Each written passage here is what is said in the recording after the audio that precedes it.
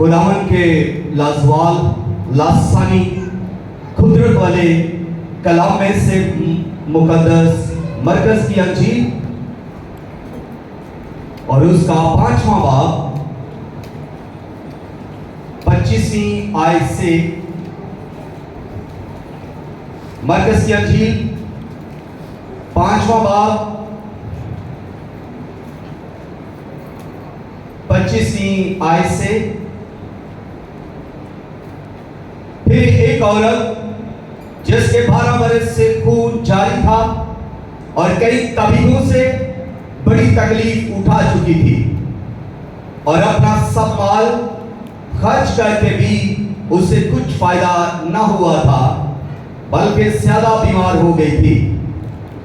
यीशु का हाल सुनकर भीड़ में उसके पीछे से आई और उसकी पोशाक को छुआ, क्योंकि वो कहती थी कि अगर मैं सिर्फ उसकी पोशाक ही छू लूंगी तो अच्छी हो जाऊंगी। और फिर फौर उसका खून बहना बंद हो गया और उसने अपने बदन में मालूम किया कि मैंने इस बीमारी से शिफा पाई। यीशु ने फिर फौर अपने में मालूम करके कि मुझ में से कुव्वत निकली, उस भीड़ में पीछे मुड़कर कहा, किसने मेरी पोशाक छुई? उसके शागिर्दों ने उससे कहा, तू देखता है कि भीड़ तुझ पर घिरी पड़ती है, फिर तू कहता है मुझे किसने छुआ? उसने चारों तरफ निगाह की ताकि जिसने ये काम किया था उसे देखे। वो औरत जो कुछ उससे हुआ था महसूस करके डरती और कांपती हुई आई और उसके आगे गिर पड़ी और सारा हाल सच सच उससे कह दिया। उसने उससे कहा, बेटी तेरे ईमान से तुझे शिफा मिली, सलामत जा और अपनी इस बीमारी से बची रह। खुदावन के कलाम के पढ़े सुने और कबूल किए जाने पर खुदावन की कसरत के साथ बरकत हो। सब कहें आमीन। हमने बाइबल मुकद्दस में से जब ये हवाला तलावत किया और समाप्त फरमाया आपने, तो इसमें एक औरत है जो 12 बरस से बीमार है और इसकी बीमारी एक पशीता बीमारी है। कोई ये सारी बीमारी नहीं, ये एक पशीता बीमारी है जिसको बताते हुए भी शायद ये शर्माती हो। तो ये पशीता बीमारी में मुब्तला है और बाइबल ये कहती है कि जब ये 12 बरस से बीमार है तो इसकी हालत भी वो बयान करती है। इसकी ना सिर्फ फिजिकली हालत बयान जो है वो बयान करती है, बल्कि इसकी माली हालत को भी बयान करती है।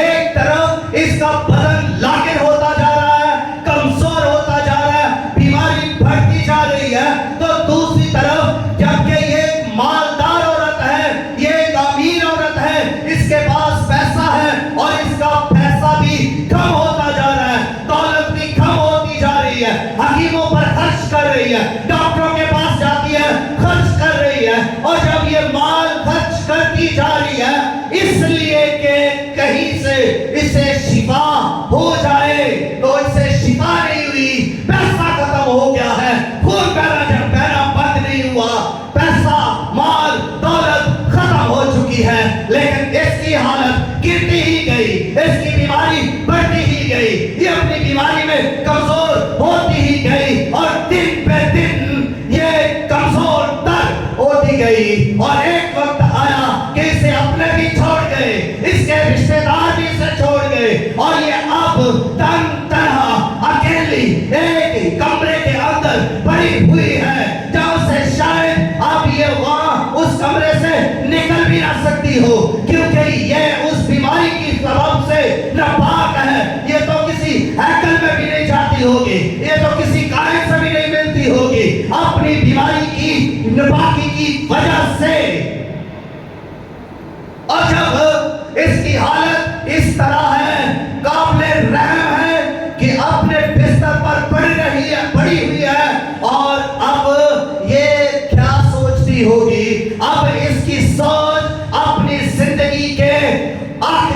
ऊपर लगी होगी कि अब इस बीमारी के सबब से मैं मर जाऊंगी, मैं मरने वाली हूँ। कुछ ही रोज तक मेरी शायद ये जिंदगी चले। पहले तो पैसा था और मैं इलाज करवाती थी, लेकिन अब तो मेरे पास माल भी खत्म हो गया है, मेरा पैसा भी खत्म हो गया है। अब वो इस आलम में है कि वो इंतजार करती है, अपने मरने का, कमरे में पड़ी हुई है। अचानक से किसी ने उसे बताया होगा, और इसका नाम बाइबल मुकद्दस नहीं बताती। बाइबल मुकद्दस के अंदर इसका नाम नहीं लिखा, लेकिन मैं इसको एक अपनी तरफ से नाम देता हूं। फॉर एग्जाम्पल इसका नाम मारिया है, और ये मारिया अपने बिस्तर पर बीमार लाकर कमजोर पड़ी हुई है, और एक इसका जानने वाला आकर इसको कहता है, मारिया मारिया तेरे लिए खुशखबरी है, तेरे लिए खुशखबरी है, यीशु इसी इलाका में आया है। Healer, Jesus is healer. यीशु शाफी, हर रोग से मुक्ति देने वाला, हर गुनाह को मिटाने वाला, तेरे लिए इसी इलाका में, तेरे अपने शहर में यीशु आया है, जिसके बारे में शायद उसने सुन रखा होगा कि ये कोड़ियों को पार करता है, शायद उसने सुन रखा होगा कि ये मुर्दों को जिंदा करता है, अंधों को आंखें देता है, लंगड़ों को जिलाता है। उसकी इन मौजों के बारे में वो सुन चुकी होगी, और अब जब उसे ये खबर मिलती है कि यीशु तेरे इलाका में आया है, और वो लड़की मारिया जो बीमार थी, अब वो क्या सोचती है? अब उसने अपना ध्यान यीशु पर लगा लिया। अभी वो बिस्तर पर है, लेकिन उसका ध्यान यीशु पर है, यीशु की कुदरत पर है, यीशु के मौजों पर है। अभी वो कमरे में है, अभी वो अपने बिस्तर पर है, लेकिन ईमान से भर गई है कि मेरा हीलर आ गया है, मेरा मदद करने वाला आ गया है, मुझे शिफा देने वाला आ गया है, मैं उसके पास उठकर जाऊंगी। हालांकि बीमारी के सबब से, जो 12 बरस से थी, जो खून बहने के सबब से बीमारी थी, और आप सोच सकते हैं कि जब किसी का खून बह रहा होता है तो कमजोरी बढ़ती जाती है। अब तो ये शायद 12 बरसों में उठ भी नहीं सकती होगी, चल भी नहीं सकती होगी, इतनी लाकर और कमजोर हो चुकी है। तो लम्हा फिक्रिया है कि जैसे ही इसको यीशु की खबर मिलती है, तो ये फौरन उस हीलर की तरफ अपना सिर लगा लेती है। अब ये मौत से उठती है, ये ईमान से भरी हुई है, ये ईमान में अब एक्टिव है, इसके अंदर एक ईमान पैदा हो चुका है, अपनी शिफा को पाने का इसके अंदर एक जज्बा पैदा हो चुका है। अब ये अपने बिस्तर से उठती है और उठकर अपने कमरे से बाहर निकलती है और यीशु की तरफ सफर करना शुरू कर देती है। और यीशु के पास जाना भी इतना आसान नहीं था, क्योंकि यीशु अकेला नहीं था, यीशु के साथ उसके शागिर्द थे, और यीशु के शागिर्दों के साथ एक बहुत बड़ी भीड़ थी जो यीशु के पीछे पीछे चल रही थी। और ये किधर जा रहे थे? ये याए के घर जा रहे थे। याए की बेटी मर चुकी थी और याए ने यीशु से दुआ की थी कि मेरी बेटी के मरने से पहले चल। और ये याए के घर जा रहे थे, एक बड़ी भीड़ जा रही थी, और ये औरत जो मारिया है ईमान में भरी हुई है, इसका ईमान देखिए, ये उसी वक्त से यही कह रही है कि अगर मैं उसकी पोशाक का किनारा ही छू लूंगी तो शिफा पा जाऊंगी। ये बिस्तर से उठते वक्त भी यही ईमान था, ये कमरे से निकलते वक्त भी इसका यही ईमान था, ये रोड पर चलते हुए भी इसका यही ईमान था। और जब इसने देखा कि ये बड़ी भीड़ है, लागर औरत, भीड़ बहुत ज्यादा, कैसे यीशु तक पहुंचे? भीड़ है, भीड़ में घुसना मना है। ऐसी औरतों का बात को छू नहीं सकती थी क्योंकि बीमारी के सबब से नापाक थी। लेकिन ईमान एक्टिव था, ईमान ने उससे दिलेर किया हुआ था, ईमान ने उसे कुव्वत दी थी और वो आगे बढ़ती हुई उस भीड़ को चीरती हुई भीड़ में घुस गई। भीड़ में छुपते छुपाते ये टकराते हुए ये आगे बढ़ती जा रही है। लेकिन जैसे ही वो यीशु के करीब पहुंचती है और वो झुके से यीशु को उसकी पोशाक को छूती ही है और जैसे ही यीशु की पोशाक को छूती है उसी दम बाइबल कहती है उसे शिफा हो गई। उसी वक्त उसका खून बहना बंद हो गया और यीशु मसीह ने भी ये कहा कि कुव्वत मुझसे निकली, कुव्वत मुझसे निकली है। उधर बीमारी उसी वक्त खत्म हो गई है, इधर कुव्वत निकली है, इधर मालूम हो गया है। लेकिन उस औरत मारिया ने महसूस किया कि मेरी बीमारी खत्म हो चुकी है। इधर यीशु ने महसूस किया कुव्वत मुझसे निकली है और उसने कहा मैं शिफा पा चुकी हूं। यीशु मसीह रुक गए हैं। क्यों ना रुके भाई? कोई छुए यीशु को और वो ईमान से छुए तो यीशु नार के ऐसा हो नहीं सकता। छूने छूने में भी फर्क है। यीशु ने कहा किसी ने मुझे छुआ है। शागिर्दों ने कहा शायद भीड़ तुझ पर गिरी पड़ती है। अजीब बात है, तुझे किसी ने छुआ, भीड़ तो तुझ पर गिरी पड़ती है और तू कहता है मुझे किसी ने छुआ है। यीशु ने कहा आगे बढ़ने से पहले जवाब जाना चाहिए किसने मुझे छुआ है। यार की बेटी बाद में जिंदा होगी, पहले वो बताए कि किसने मुझे छुआ है। और जब उस औरत ने मारिया ने जब ये देख लिया कि अब मैं छुप नहीं सकती, अब मैं छुप नहीं सकती, तो वो डरती हुई और कांपती हुई यीशु के सामने आई और कहा मैंने तुझे इस सबब के से छुआ है। और सिर्फ इतना ही नहीं कहा होगा, उसने उस ईमान को भी दोहराया होगा अगर मैं उसके पोशाक के किनारे को छू ही लूंगी तो शिफा पा जाऊंगी। इस सबब से उसने शिफा पाई। वो ईमान को दोहरा रही है, वो उस ईमान को बार बार कह रही है इस सबब से। और जैसे ही वो उस यीशु के पोशाक के किनारे को छूती है और मैं ये बात रखता हूं कि उस वक्त भी वो इसी ईमान में थी और यही वो कह रही थी मैं अगर इस पोशाक के किनारे को छू लूंगी तो शिफा पा जाऊंगी। और वो शिफा पा गई और वो छुप ना सकी और यीशु से उसने साफ प्यार कर दिया और यीशु ने कहा सलामत चली जा, तेरे ईमान ने तुझे शिफा दी है। कुव्वत यीशु से निकली। अब कुव्वतें भी दो तरह की है। एक वो कुव्वत जो बदन में है, जिस्म में है, और कोई भी नहीं जानता कि इस जिस्म के अंदर कितनी कुव्वत है, कितना जोर है, और कोई भी ये नहीं जानता कि भाई खुर्रम के बदन के अंदर कितनी कुव्वत है। ये जिस्मानी कुव्वत है और इसको भी बढ़ाया जा सकता है।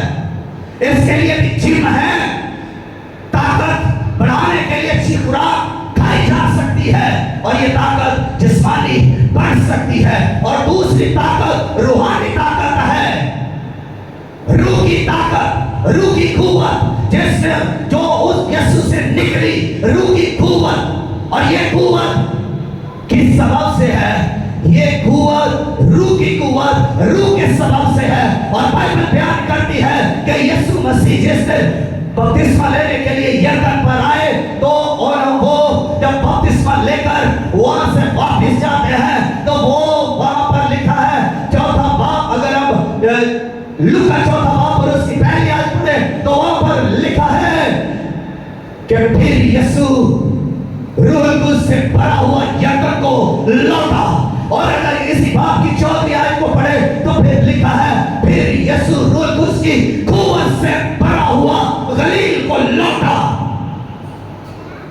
यीशु कुव्वत से भरा हुआ था।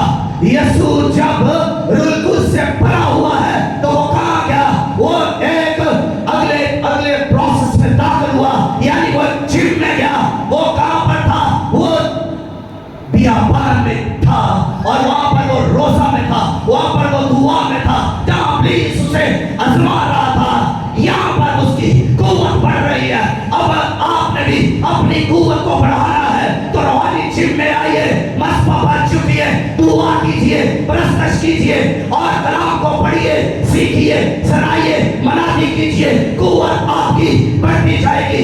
रूहानी कुव्वत रूह से है और रूह कुद्स की कुव्वत के वसीला से मनुष्य होते हैं। रूह कुद्स का मसा, रूह कुद्स की कुव्वत जानती है कि बीमारी को जानती है, बंधन को जानती है कि कैसे बंधन तोड़ना है, कैसे बीमारी को रिमूव करना है और कैसे बदबू को निकालना है। रूह की कुव्वत रूह कुद्स के वसीला से है और रूह कुद्स जानता है।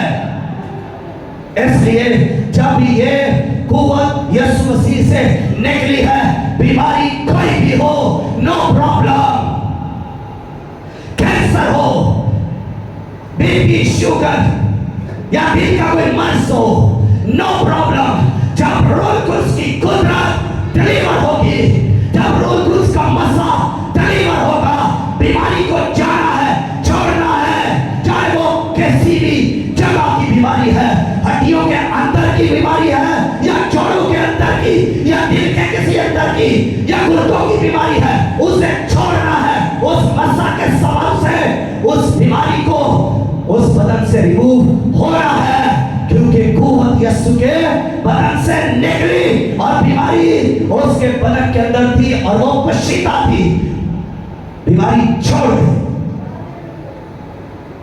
उसी लम्हा वो शिफा भाग गई और उसने उसे ईमान के साथ छुआ था। आप भी ईमान के साथ उसे छू सकते हैं। छूने में फर्क है, मैंने पहले भी बात की है। छूने में फर्क है। लोग आज छूते नहीं यीशु को, लोग आज ऊपर से यीशु से टकरा रहे हैं जैसे भीड़ यीशु से टकराती है। लोग आज उस तरह से यीशु के पास नहीं आ रहे जिस तौर पर ये बीमार औरत यीशु के पास आई थी। लोग तो आते हैं उस भीड़ की तरह जो भीड़ यीशु के पीछे चल रही थी, खाना खाने के लिए उसके पीछे चल रही थी, मौज से देखने के लिए उसके पीछे चल रही थी। वो भीड़ में चार किस्म के लोग थे, खाना खाने वाले, मौज से देखने वाले और मौज से लेने वाले, शिफा लेने वाले बीमार और कमजोर, और कुछ उसमें साहिबे इल्म भी थे जो यीशु की बात को पकड़ना चाहते थे, जो यीशु को फंसाना चाहते थे। आज भी यहाँ पर ऐसे लोग बैठे होते हैं जो खादम को किसी जगह पर पकड़ना चाहते हैं। आज भी वो अपने नॉलेज के साथ आते हैं और कुछ बीमारी के साथ आते हैं कि हमें शिफा मिलेगी। कुछ वैसे भी आ जाते हैं कि चलो आज संडे है, हम इबादत करने जाती है, रस्मी इबादत के लिए वो लोग आते हैं। ऐसे लोग बहुत सारे यीशु के पीछे उस भीड़ में थे। वो यीशु से टकरा तो रहे थे, उन्होंने शायद कई बार छुआ हो, लेकिन किसी को शिफा नहीं मिली, किसी के गुनाह माफ नहीं हुए, क्योंकि किसी ने छुआ ही नहीं, किसी ने ईमान के साथ छुआ ही नहीं।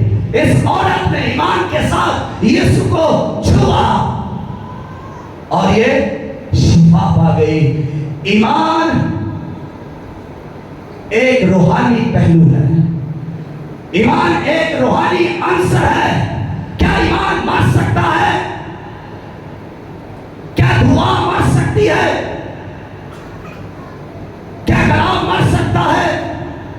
और क्या ये कुदरत, ये मसा जो रूह कुद्स का ट्रांसफर होता है, मर सकता है?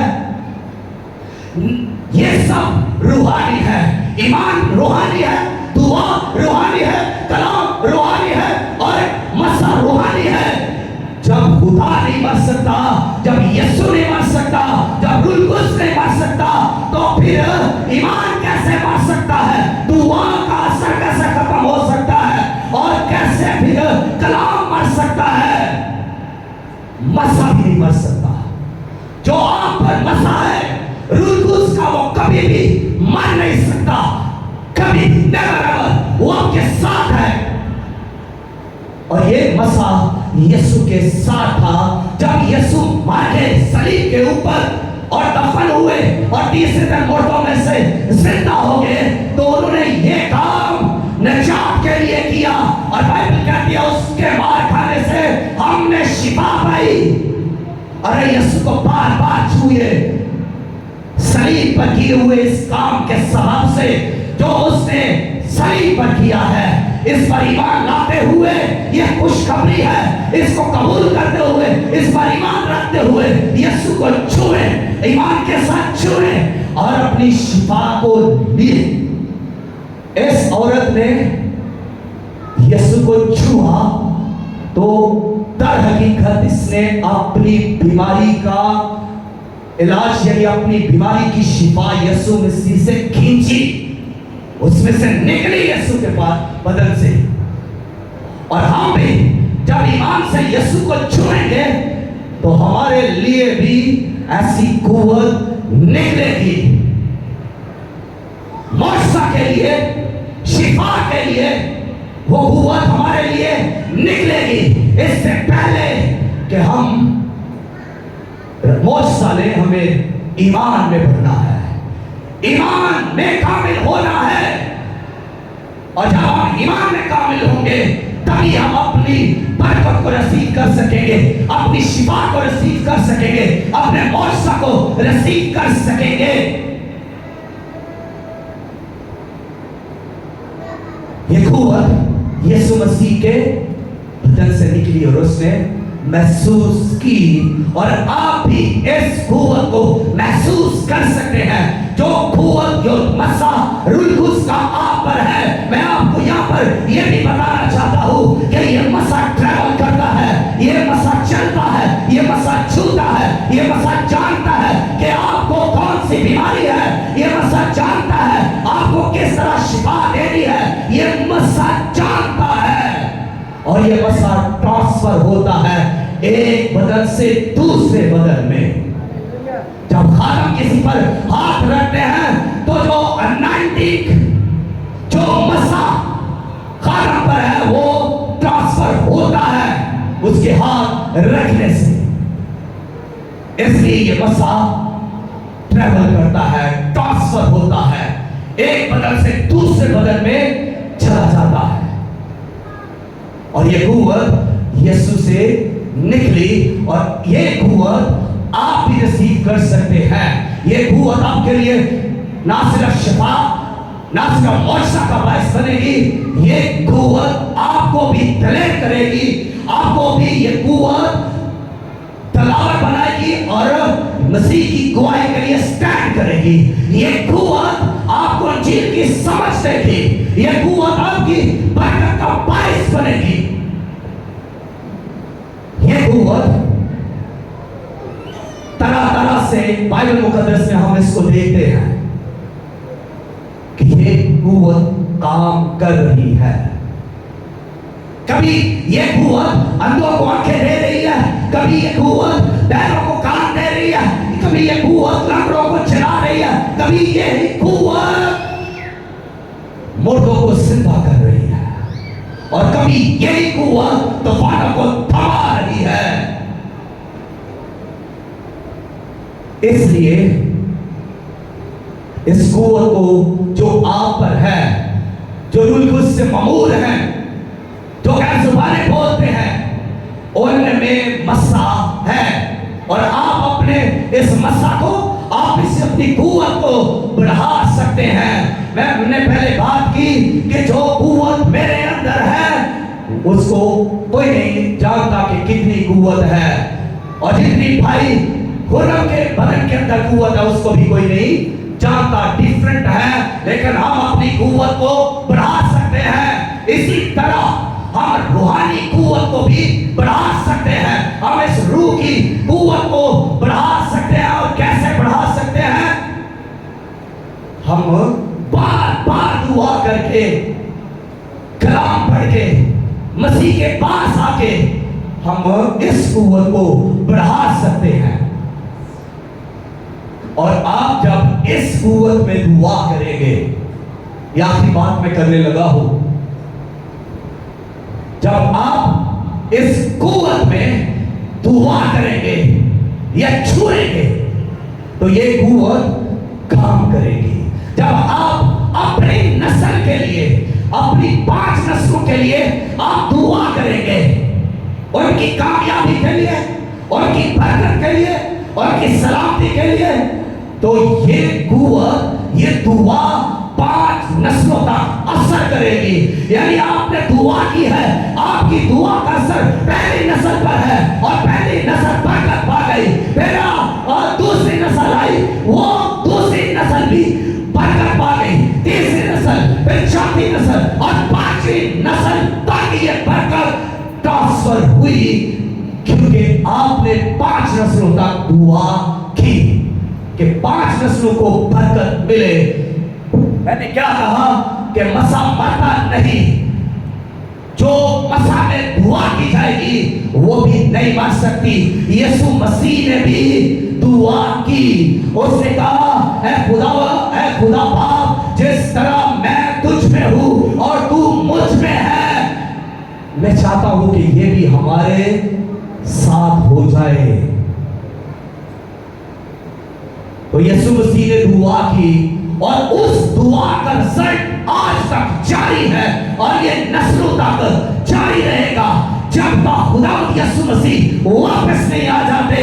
इस दुआ का असर जारी और सारी रहेगा, और लोग शामिल होते जाएंगे, लोग कौमों से निकलेंगे, लोग कबीलों से निकलेंगे, लोग उम्मतों से निकलेंगे, लोग यीशु मसीह की बादशाही में आएंगे, बाप और बेटे में शामिल होंगे। ये यीशु मसीह ने दुआ की है। हम भी अपनी नस्लों के लिए दुआ कर सकते हैं, और ये दुआ कभी रुक नहीं सकती, क्योंकि बाइबल ये कहती है कि जिस तरह लानतें नस्ल दर नस्ल चल रही है, और जिस तरह बरकतें नस्ल दर नस्ल चल रही है, इसी तरह ये मसा भी नस्ल दर नस्ल ट्रैवल करता है, नस्ल दर नस्ल चलता रहता है।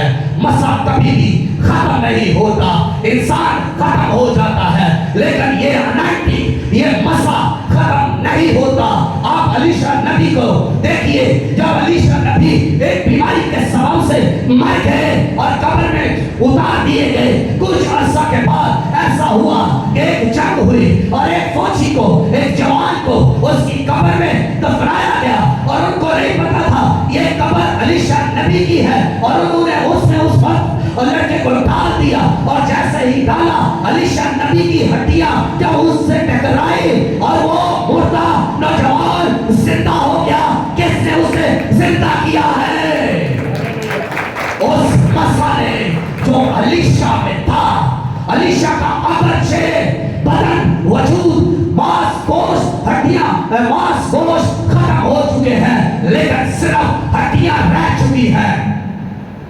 आपका मसा आपकी हड्डियों में भी होता है, और कब्र में आपको सिर्फ हड्डियां मिलेंगी, और उन हड्डियों में भी वो अनॉइंटिंग, वो मसा जरूर होगा।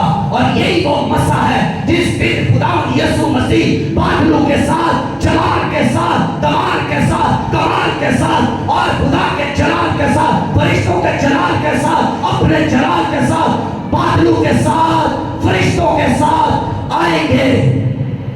तो जब वो कहेंगे जागो, तो बाइबल में लिखा है कि पहले वो जो मसीह में सो गए हैं, जो कब्रों के अंदर है, वो उठेंगे। जिसमें मेरा रूह नहीं, वो मेरा नहीं। उनमें हड्डियों में भी मसा है। और जब यीशु आएगा वो खड़े होंगे, कपड़े खुल जाएंगी, बदन जिंदा होंगे, हवा में उड़कर यीशु का इस्तेमाल करेंगे। और फिर जो हम जिंदा होंगे वो भी उठाए जाएंगे। मसा कभी नहीं मरता। इंसान मर जाता है, इंसानी कुव्वत खत्म हो जाती है, लेकिन रूहानी कुव्वत कभी खत्म नहीं होती। इंसान मर गया, उसकी कुव्वत खत्म हो गई, अब वो कुछ नहीं कर सकता, कोई काम नहीं कर सकता, किसी को दुआ नहीं कर दे सकता। अब वो मर चुका है, कब्र में कौन तेरी प्रस्तश करेगा? अब वो प्रस्तश नहीं कर सकता क्योंकि वो मर चुका है, उसकी कुव्वत खत्म हो चुकी है, अब वो कोई काम नहीं कर सकता। लेकिन रूहानी कभी नहीं मरता। रूहानी मसा हमेशा फॉरएवर रहता है। जिस तरह खुदा फॉरएवर है, और ये रूहानी मसा कहां से आता है? खुदा से, खुदा के रूह से। खुदा रूह है और रूहानी मसा रूह के सबब से है, खुदा की तरफ से है। खुदा मर नहीं सकता। जिस दिन खुदा मर गया उसकी कुव्वत, उसका मसा मर जाएगा, लेकिन खुदा कभी नहीं मरता और ना मर सकता है। वो अपनी है और वो असली है, वो कभी भी नहीं मरेगा। इसलिए उसका मसा, उसकी कुव्वत, उसकी कुदरत, उसका जोर, उसके काम कभी नहीं मरेंगे। यीशु मसीह ने 2000 पहले इस मारिया को शिफा दी थी जो 12 बरस से बीमार थी, शिफा दी थी। क्या ये मर गई? सॉरी, क्या ये काम मर गया? आज तक जिंदा है और ये जिंदा ही रहेगा। आज हम इसको बयान कर रहे हैं, आने वाली नस्लें इसे बयान करेगी, क्योंकि ये रूहानी काम है, ये रूह के वसीला से हुआ, इसलिए ये जिंदा ही रहेगा। आए प्लीज अपने कदमों पर खड़े हो और मैं चाहूंगा कि हम थोड़ी देर के लिए दुआ करें। खुदावंद इस कलाम के वसीला से आपको कसरत से बरकत दे। अभी आप यीशु को छू सकते हैं। आप ईमान रखें कि यीशु मौजूद है, क्योंकि उसने वादा किया है कि जहां पर 2 या 3 मेरे नाम से जमा होंगे मैं वहां पर मौजूद हूं। तो वो मौजूद है, वो हसो नासर है, वो आपको जानता है, वो आपको देख रहा है। आप उसे छू सकते हैं, आप उसे छू सकते हैं। ईमान के साथ अपनी आंखें बंद करके उसे देखें, ईमान के साथ उसे छुएं, ईमान के साथ छुएं। ये दुनिया जो खुदा ने तख्लीक की, ये कायनात जिसको बनाया गया बाइबल मुकद्दस के अंदर, सूरज, चांद, सितारे, जमीन, आसमान, समंदर, दरिया, नदी, नाले, सब कुछ बनाए गए। कोई इसको साबित नहीं कर सकता, लेकिन ईमान से तस्लीम इसे किया जा सकता है। हम इस पर ईमान ला सकते हैं कि खुदा ने कहा रोशनी हो जा, रोशनी हो गई। हम